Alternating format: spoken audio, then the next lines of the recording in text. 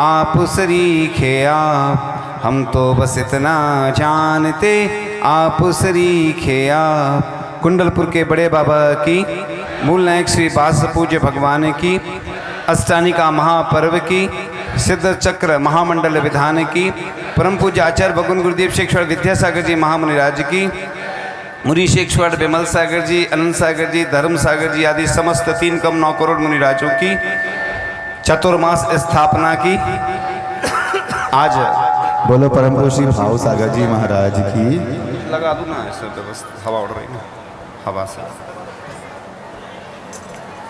तो आज प्रातःकाल की बेला में चातुर्मासिक प्रतिक्रमण हुआ, उसके बाद चातुर्मास की स्थापना हो चुकी है। कलश स्थापना दोपहर में होगी, लेकिन हम लोगों की चातुर्मास की स्थापना हो चुकी है। और यह है अष्टानिका पर्व, जो कि चातुर्मास की प्रारंभिक बेला होती है। और वैसे तो चातुर्मास अष्टानिका से ही प्रारंभ हो जाता है, लेकिन आज की तिथि से ही चातुर्मास प्रारंभ हो जाता है। चातुर्मास क्यों होता है? क्योंकि वर्षा काल में पहले नदी नाले चढ़ जाते थे, साधु बीच में अगर फंस गए, जीव जंतुओं की उत्पत्ति बहुत प्रचुर मात्रा में होती है। इसलिए यह साधु चातुर्मास में एक स्थान पर रख के साधना करते हैं, जिससे कि जीवों की विराधना नहीं हो, और विशेष उपवास आदि करते हैं। जैसे अष्टानिका में महाराज जी के 3 उपवास हो गए और अभी भी साधना चल रही है। पिछले बार भोपाल में 8 उपवास से साधना प्रारंभ हुई थी और लगातार 8 उपवास। यहाँ भी कई श्रावक 8 उपवास और भी अधिक उपवासों की साधना कर रहे हैं। अपन तो यही भावना पाएं कि सबकी साधना ऐसे ही चलती रहे और जिन शासन की प्रभावना ऐसे ही होती रहे। यहाँ के लोगों ने एक इतिहास में अपना नाम दर्ज कर लिया है। यहाँ के लोगों ने दिखा दिया है कि हम कम नहीं हैं किसी से, हमारे अंदर बहुत दम है। लेकिन सिर्फ अब ऐसा नहीं करना कि बस प्रारंभ काल में हमने दिखा दिया, अब तो महाराज का चातुर्मास फिक्स हो गया तो अब घर में जाके सोना नहीं है। अब हाँ, अब दोपहर में भी चातुर्मास कलश जब स्थापना होगी, और यह तो एक निमित्त मात्र होता है कि चातुर्मास कलश किसको मिलेगा, वह पुण्यशाली व्यक्ति होता है। क्योंकि पूरे चातुर्मास में जो भी साधना करते हैं साधु, और उस व्यक्ति को पूरे चातुर्मास का पुण्य जाता है, तो उसके छठवां हिस्सा किसको मिलता है? उस व्यक्ति को मिलता है जो चातुर्मास कलश लेता है। एक बार की बात है कि आचार्य श्री के चतुर्मास कलश की बात उसके अंदर आई कि मैं कलश लूँगा, लेकिन मेरे पास तो राशि है ही नहीं, क्या करूं? तो उस व्यक्ति ने सोचा एक ज़मीन बेच देंगे, एक मकान बेच देंगे, और उसने कलश ले लिया। और जब कलश ले लिया चातुर्मास का, तो उसका अतिशय चमत्कार हुआ उस कलश का कि उसको ज़मीन या मकान नहीं बेचना पड़ा और उसकी राशि पूरी चुकती चली गई। जिन जिन लोगों ने भी आज तक मंदिर के निमित्त से पुण्य कार्यों में दान दिया है, वह कभी गरीब नहीं हुआ है। और इस प्रकार से जितने लोग भी हैं, वह भामाशाह था और राजस्थान का ही था, वह सेनापति था महाराणा प्रताप का। उसने सोचा कि मंदिर बनाना है, एक मंदिर बनाने के लिए बहुत सारा उसने धन इकट्ठा किया हुआ था, जोड़ता जा रहा था कि अपन एक अच्छा सा मंदिर बनाएंगे, और बहुत सारा धन इकट्ठा हो गया। महाराणा प्रताप युद्ध में हार चुके थे और स्थिति बहुत खराब हो गई थी, धन भी नहीं बचा था। अब क्या करें? तो उन्होंने, जो महाराणा प्रताप का सेनापति था, कौन था वह? भामाशाह, और उसने वह धन महाराणा प्रताप को दे दिया, जिससे कि लगभग 12 वर्ष तक उस सेना का खर्च चल सके। उसने जो मंदिर के लिए अपना धन इकट्ठा किया था दे दिया, मदद कर दी, और महाराणा प्रताप के अंदर फिर से एक नई ऊर्जा का संचार हुआ।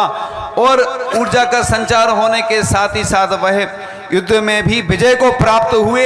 ऐसे भामाशाह की जो कहानी है, राजस्थान के भामाशाह की, आज भी उनके नाम से पुरस्कार दिया जाता है मध्य प्रदेश में, और राजस्थान सरकार उस भामाशाह के नाम से उसको प्रसिद्धि की प्राप्ति हुई।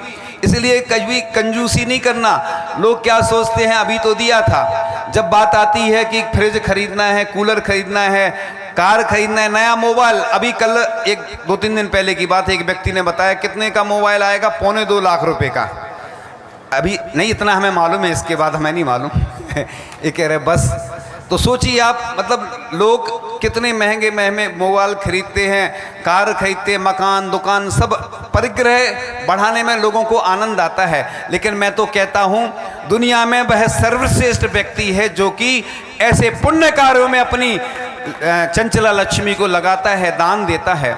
इसलिए जो बड़े लोग हैं वह तो चतुर्मास कलश से जुड़ते ही हैं, लेकिन महत्वपूर्ण यह है कि गरीब व्यक्ति भी जुड़े। जब कुंडलपुर का मंदिर बन रहा था तो एक व्यक्ति आचार्य जी के पास पहुंचते हैं, राजस्थान के ही थे, भामाशाह हैं, और वह पहुंचे, आचार्य जी हम मंदिर बनाएंगे बड़े बाबा का पूरा। आचार्य जी ने कहा नहीं, तुम नहीं बनाओगे, ये पूरी दुनिया की जितनी समाज है सब मिलकर बनाएगी, क्योंकि एक छोटा गरीब व्यक्ति भी छोटी सी राशि भी दान में देता है, उसकी भावना जुड़ती है। इसलिए जैन धर्म ये नहीं सोचना कि बड़े बड़े लोगों का है, क्योंकि आजकल लोगों की धारणा बन चुकी है कि महाराज लोगों के आहार उन्हीं के यहाँ होते हैं जो दान देते हैं। ऐसी गलत धारणा बिल्कुल नहीं बनाना। एक जबलपुर में एक व्यक्ति था और वह कहने लगा, जैन नहीं था वह, कि तुम्हारे महाराज लोग किसके यहाँ जाते हैं, जो पैसे देते हैं। तो उस व्यक्ति ने कहा देखो, कोई कलश लेता है मान लो, या कोई अच्छा कार्य करता है, दान देता है, तो महाराज जी क्या आहार तो उन्हें करना ही है, महाराज जी उसके यहाँ चले जाते हैं, क्योंकि वह पाप कार्यों में लगा है, उसको कैसे हम पुण्य में लगाएं। साधु संतों की भावना होती है, जो व्यक्ति धर्म कार्यों में लगे हैं वो तो लगे ही हैं, लेकिन ये बड़े लोग जो पाप के कार्यों में लगे उनको धीरे से हाथ पकड़ के खींच लेते हैं। क्योंकि एक कंजूस व्यक्ति था, वह कुएं में गिर गया। लोग कह रहे अपना हाथ दो, वह नहीं दे रहा था। लोगों ने कहा आप क्या करें, तो किसी को एक तरकीब समझ में आई कि इसने कभी देना सीखा ही नहीं है, इससे ये कहा तुम हमारा हाथ ले लो, उसने तुरंत हाथ लिया, उसको बाहर निकाल दिया। तो लोग कई कंजूस व्यक्ति भी होते हैं, ऐसे राजस्थान में कई कंजूस व्यक्ति भी रहे। जब उनकी महिमा बताई गई दान की और उन लोगों ने भी दान दिया, लोग चौंक गए कि ये तो बहुत घिना व्यक्ति था, बिल्कुल इसको हमने कभी नहीं सोचा था कि ये व्यक्ति भी दान देगा। और वह व्यक्ति भी जब अग्रणी हुआ दान के क्षेत्र में तो उसकी प्रसिद्धि फैलती गई, क्योंकि दान से ही पूरी दुनिया में यश कीर्ति फैलती है और दान से ही शत्रुता का नाश होता है और भगवान बन जाता है व्यक्ति। क्योंकि ऐसा लिखा है तीर्थंकर प्रकृति के बंधन में, यह दान भी निमित्त होता है। क्योंकि मुनि महाराज तो एक बार में पूरा त्याग कर देते हैं, लेकिन गृहस्थ क्या कर सकता है, तो वह परिग्रह का त्याग धीरे धीरे करता है। ऐसा कहीं नहीं लिखा है कि पूरा एक साथ दान कर दो। मुनि महाराज तो जब दीक्षा लेते हैं एक साथ त्याग कर देते हैं। तो यह कलश तो एक निमित्त मात्र है। इस निमित्त से आप लोग चातुर्मास से जुड़ते हैं, और चातुर्मास में चाहे पुरुष वर्ग हो वह भी कक्षाओं के माध्यम से लाभ लेगा, उसके साथ साथ युवा मंडल भी जुड़ेगा। युवा मंडल भी प्रातःकाल की बेला में तो जाते ही हम साधु संतों के साथ, उसके साथ साथ उनके लिए भी एक ऐसी कक्षा लगे कि वह भी स्वाध्याय का लाभ ले सकें। अभी कई स्थानों पर युवाओं ने इतना लाभ लिया कि प्रातःकाल की बेला में जो सोते रहते, जो रात में 2-3 बजे तक मोबाइल चलाते रहते हैं और प्रातःकाल में उठते नहीं हैं, तो सुबह की बेला में उठते थे, स्वाध्याय करते थे। यही तो जिन शासन की प्रभावना है, और उससे बढ़कर क्या हो सकता है। क्योंकि यहाँ पर युवा मंडल बहुत सक्रिय है, बिहार में देखा है। लेकिन अब उनको भी जागृत रहना है, साधु संतों के साथ उनका भी चतुर्मास हो रहा है। ये नहीं सोचना कि सिर्फ साधु संतों की ही चातुर्मास कलश की स्थापना हो रही है, इसके साथ साथ महिला मंडल को भी लाभ लेना है। वैसे तो प्रत्येक नगर में हम देखते हैं कि महिलाएं आती हैं, स्वाध्याय का लाभ लेती हैं, पुरुष वर्ग को तो समय मिलता नहीं है। इसके बाद बालिका मंडल भी लाभ लेती है, और पाठशाला आदि के जो युवा छोटे छोटे बच्चे हैं जो, वह भी इन संस्कारों से वंचित नहीं रहेंगे। क्योंकि सिर्फ ऐसा नहीं करना है कि चातुर्मास कलश स्थापना होने के बाद हम धीरे से खिसक जाएं कि अब तो महाराज जी फंस गए, ऐसा बिल्कुल नहीं सोचना। महाराज जी छूट ले ली है, महाराज जी ने अपने हिसाब से छूट लेकर रखी है। क्योंकि कई बार कोई ऐसी स्थिति बन जाए, कोई समस्या आ जाए, तो साधु संत चतुर्मास में भी विहार कर सकते हैं। इसलिए आप लोग भी छूट लेते हैं जब नियम लेते हैं। इसी प्रकार से तो आप लोग भी इस चातुर्मास के निमित्त से साधु संत तो साधना करेंगे ही, और आप लोग भी उनके साथ कोई व्रत उपवास करेंगे, कोई अन्य नियम लेकर के चातुर्मास में रात्रि भोजन का त्याग करके, और भी अन्य ऐसे कई लोग पर्यूषण में तम्बाकू का त्याग करते हैं और क्या करते हैं, स्नान करा देते हैं तम्बाकू को, कहते हैं 16 की हो गई तम्बाकू अब खा सकते हैं। ऐसा आप लोग नहीं करना बिल्कुल, क्योंकि ऐसे बीच में ऐसे कई लोग होते हैं जो कि नियम, कई लोग पर्यूषण में उपवास आदि करते हैं या एकासन करते हैं, रात में 12 बजे के बाद ढाबे पर जाते हैं, कहते हैं अब तो डेट चेंज हो गई ना, अब तो ख़त्म पर्यूषण, हो बोले पाड़ना खोलो, रात में खोलते हैं पाड़ना। ऐसा बिल्कुल नहीं करना कि हमारी रात्रि भोजन की छूट है, वहीं से। तो ऐसे आप लोग भी इस प्रकार से नहीं करना। यहाँ पर प्रथम बार ऐसा अवसर आपको प्राप्त हुआ कि आपने इस सिद्ध चक्र के माध्यम से 1024 मंडल, जो कि अन्य जगह हुए होंगे लेकिन इस रूप में तो शायद पूरे भारत में पहली बार ही इस प्रकार का आयोजन हुआ और आप लोगों ने सबने बढ़ चढ़कर हिस्सा लिया। ऐसे ही आगे ही जिन शासन की प्रभावना में आप लोग अगर अग्रणी रहे तो पंचम काल के अंत तक ऐसे ही हमारा जैन धर्म चलता रहेगा, क्योंकि आगम ग्रंथों में लिखा है कि पंचम काल के अंत तक मुनि आरिका श्रावक श्राविका रहेंगे। इसलिए घबराने और डरने की बात नहीं है। बस कलौ एकता बलम, आचार्य कहते कली काल में एकता ही बल है। बंद मुट्ठी लाख की और खुल गई तो खाक की, नहीं तो राख की। इसलिए जिस प्रकार से इधर युवाओं ने, महिलाओं ने, सब ने अपनी एकता का परिचय दिया है, इसी प्रकार से अगर इस चतुर्मास में आपने इसी प्रकार से बढ़ चढ़ कर उत्साह दिखाया तो एक इतिहास बन जाएगा। ये चतुर्मास लोग याद करेंगे, कई वर्षों तक पूरे देश में गूंज जाएगी आपकी कि इधर के लोगों ने बड़े उत्साह पूर्वक ऐसा चतुर्मास करवाया है। क्योंकि चतुर्मास तो पूरे देश में हो रहे हैं और होते रहेंगे आगे, और आप भी करवाते रहेंगे ऐसे चतुर्मास। लेकिन वही व्यक्ति अग्रणी होता है, उसी का नाम इतिहास में दर्ज होता है जो अच्छे काम करता है। एक छोटा सा बालक था, रास्ते में पेड़ गिर गया सड़क पर, उस बच्चे की हिम्मत कि वो बच्चा उसको हिलाने का, उठाने का प्रयास कर रहा था कि अलग हो जाए। भाई अकेला लगा था, लोग उसको देखते हुए निकलते जा रहे थे। इतने में एक व्यक्ति ने कार में से उतरकर उस बच्चे की मदद करने के लिए वह व्यक्ति आया, तो और लोग भी आते गए, बढ़ते चले गए और कारवां बढ़ता चला गया। उस बच्चे के साथ पूरे बहुत सारे लोग हो गए, भाई पेड़ उस सड़क से हट गया। ऐसे ही कोई भी काम हो तो पहले तो बुराई मिलती है, उसके बाद लोग फिर उसको धीरे से स्वीकार करते हैं, बाद में प्रशंसा करते हैं। इसलिए जितने भी युवा लोग अगर अच्छे से कार्य कर रहे हैं, देवशास्त्र गुरु के लिए काम कर रहे हैं, कभी घबराने और डरने की बात नहीं, तुम्हें अच्छा ही उसका रिजल्ट मिलेगा। कई बार ऐसा होता है समाज में, कोई ज़्यादा काम करता है, कई स्थानों पर देखा है लोग उसको महत्व नहीं देते हैं। इसलिए यहाँ के लोगों का कहना है कि सम्मान की भूख नहीं रखना, लेकिन तुम काम करोगे तो सम्मान अपने आप हो जाएगा। जो दूसरे को मिठाई खिलाता है उसके हाथ में अपने आप मीठा लग जाता है, जो दूसरे को तिलक लगाता है उसके हाथ में पहले तिलक लगता है, चंदन लगता है, उसके बाद दूसरे को वह तिलक लगाता है। इसलिए सम्मान तो दुनिया पूरा आपका करेगी, क्योंकि जो काम करता है वह काम ही अपने आप में सम्मान होता है। इसलिए आप लोग अच्छे से इस आयोजन में शामिल हुए हैं, धन्यवाद के पात्र हैं। क्योंकि हम तो हर जगह निमंत्रण दे देते हैं चूल से, बुंदेलखंड में चूल का मतलब होता है सापरिवार, और इधर सभी लोगों ने यह मिलकर भक्ति आराधना की। इसका पुण्य इतना बढ़ेगा कि आपको आगामी दिनों में ऐसा पुण्य का अर्जन होगा कि वाकई में जब फल मिलेगा तो आप लोग देखते रह जाएंगे।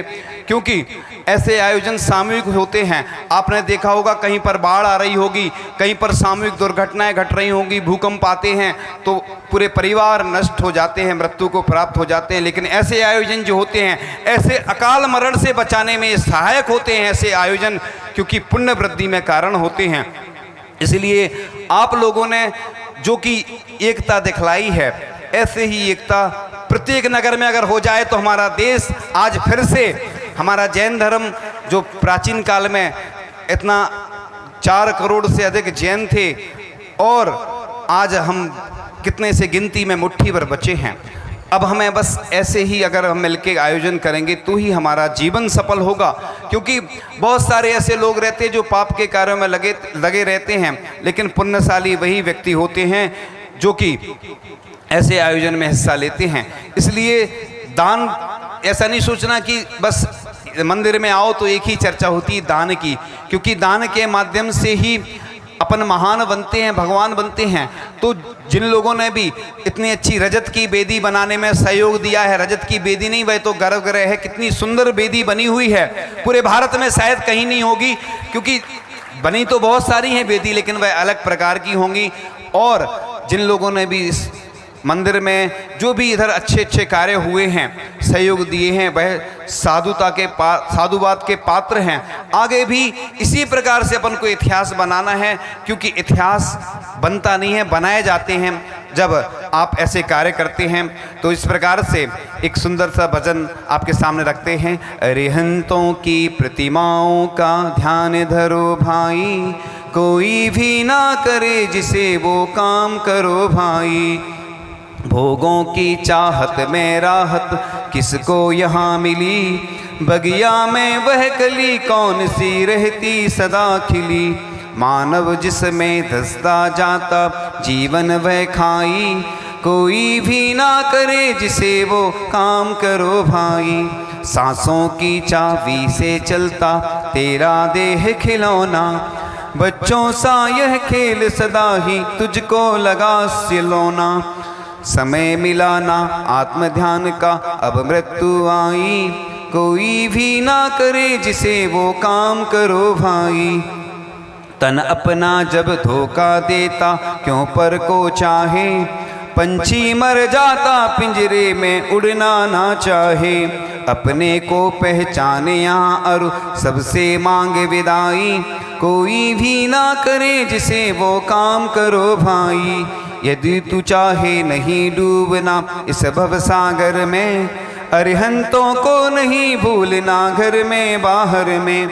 इसी नाम का रटना से तू प्रीत लगा भाई, कोई भी ना करे जिसे वो काम करो भाई। इस प्रकार से आप लोग अरिहंतों से, सिद्धों से जुड़ करके सिद्ध प्रभु की आराधना कर रहे हैं। और यह सिद्ध चक्र महामंडल विधान जहाँ जहाँ हुए हैं उनके हर कार्य सिद्ध होते चले गए। जैसे महाराज जी ने महिमा बताई थी कि करोड़ों गुना फल मिलता है। वास्तव में जहाँ जहाँ सिद्ध चक्र जब भी हुए, लोगों ने जो सोचा था कि इस मंदिर का काम नहीं हो पा रहा है, बड़ी बड़ी योजनाएं जो थी वह प्रारंभ हो गई और काम होते चले गए। और यहाँ भी जो योजनाएं आप लोगों ने बनाई हैं या आगे बनाएंगे वह पूर्ण हो, और सभी लोग तन मन धन से इस चातुर्मास से जुड़ें। यह वर्षा योग का प्रथम दिन है और अनुष्ठान कल पूर्ण होगा गुरु पूर्णिमा के दिन। और इसी प्रकार से आप सब आयोजन में अगर भाग लेंगे तो आपका पुण्य तो बढ़ेगा ही। जिन शासन की अनोखी प्रभावना होती रहेगी, और आप लोग इधर कोई गरीब और अमीर का भेद नहीं रहे, क्योंकि अधिकांश ऐसा होता है कि बड़े लोगों को महत्व मिलता है, लेकिन जो पूरे चतुर्मास में मेहनत करते हैं कई बार उनको महत्व नहीं दिया जाता है। लेकिन इस चतुर्मास में ऐसे ही लोगों को आगे किया जाएगा जो कि हमारे वर्ग के गरीब व्यक्ति हैं, जो कभी मंदिर नहीं आते हैं। ऐसे लोगों को आप आगे लाना, उनको आगे बढ़ाना, जिनसे उनकी भी प्रसिद्धि आपकी तरह फैल सके। इन्हीं भावनाओं के साथ परम पूज्य आचार्य भगवान के चरणों में कि यह चातुर्मास सानंद संपन्न हो और आपकी कृपा इन सभी लोगों के ऊपर बनी रहे, और आपका आशीर्वाद, सानिध्य, प्रेरणा, मार्गदर्शन इन सबको मिलता रहे, जिससे इनका जीवन अच्छा बने और प्रभु और गुरु की कृपा हमेशा इनके ऊपर बनी रहे। सभी निरोगी रहें, सबके कष्ट दूर हों। इन भावनाओं के साथ परम पूज्याचार्य भगवान गुरुदेव शेखर विद्यासागर जी महामुनि राज की और परम पूज्य मुनि शेखर विमल सागर जी महाराज जी के पावन चरणों में नमोस्तु के साथ मंगल देशना करें निवेदन।